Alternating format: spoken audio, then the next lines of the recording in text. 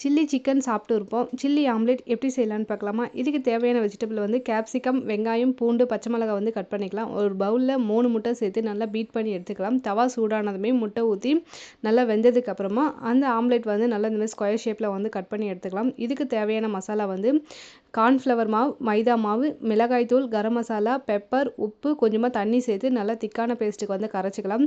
Cut பண்ணி வச்ச omelette இதை சேர்த்து நல்லா மேரினேட் பண்ணி எடுத்துக்கலாம். எண்ணெய் சூடானதுமே ஒரு ஆம்லெட்டாக போட்டு நல்லா கிறிஸ்பியாக வந்து பொரிச்சு எடுத்துக்கலாம். தவாவில் கொஞ்சமாக எண்ணெய் ஊற்றுனதுக்கு அப்புறமா கட் பண்ணி வச்ச பூண்டு, பச்சை மிளகாய் சேர்த்து நல்லா மிக்ஸ் பண்ணி விட்டுடலாம்.